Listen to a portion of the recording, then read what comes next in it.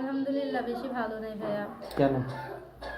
ভালো থাকলে কি কেউ প্রতিবেদনে আসে? বাবা ছোটবেলায় ফেলা দিয়ে চলে গেছে, মা ছোট দুইটা ভাই বোনে নিয়ে থাকি, বাসা বাড়ির কাম করি, পর্দায় থাকতে পারি না ঠিক মতন, টাকার জন্য বোরকা কিনতে পারি না। তাই জামাই কই? জামাই কই পামু? বিয়ে হয় নাই? না একবারও হয় নাই? না না, বিয়ে শাদী হলে কি আর প্রতিবেদনে আসতাম? তাহলে আর কেন? ওইরকম মনের মতো মানুষ পাই নাই যে আমার বিপদে আপদে আমার পাশে থাকবে, তার জন্য বিয়ে শাদী হই নাই।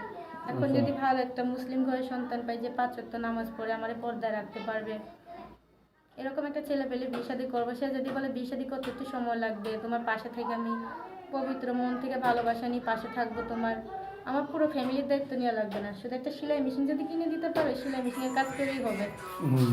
যাক, নাম কি আপনি? আমার নাম হচ্ছে জান্নাত। জান্নাত। জি। আচ্ছা, দেশের বাড়ি কোথায়? দেশের বাড়ি হচ্ছে চাঁদপুর জেলায়। বাড়ি নাই, জমি আছে। আমার নানার জমি পাইছিল, আমার আম্মু একটু, আমার বাবা তো ফেলা দিয়ে চলে গেছে, সে জমি টমি বিক্রি করে বিয়ে বিয়ে করে নিয়ে ভারত চলে গেছে। তো এখন ছোট দুইটা ভাই বোন আছে, আমার বয়স হচ্ছে 19, বোনের বয়স 10, ভাইয়ের বয়স 5। আর মা আগে সেলাই মেশিনের কাজ করে আমাদের পড়ালেখা শিখাইতো, আমি 7 পর্যন্ত পড়ালেখা করছি। এখন যদি ভালো একটা জীবন সঙ্গী পাই যে আমার বিপদে আপদে পাশে থাকবে, টাকা পয়সা দিয়ে ভালোবাসা হয় না, বা টাকা পয়সা ছাড়াও হয় না, শুধু শুধু ভাও গল্প করার জন্য প্রতিবেদনে যাবো না। আমি গরিব ঘরের মেয়ে, যে আমার বিপদে আপদে পাশে থাকবে, আমি তার সাথেই কথা বলবো। আচ্ছা, যাক।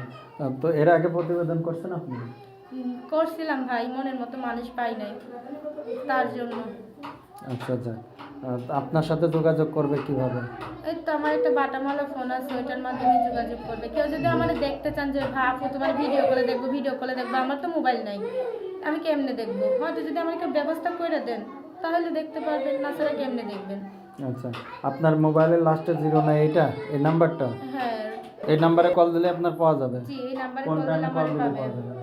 জি, আমি রাত 11টার পরে ভাই ফোন রিসিভ করবো না, কারণ আমি বাসা বাড়ির কাম করি সারাদিন, তাই আমি অনেক ক্লান্ত থাকি।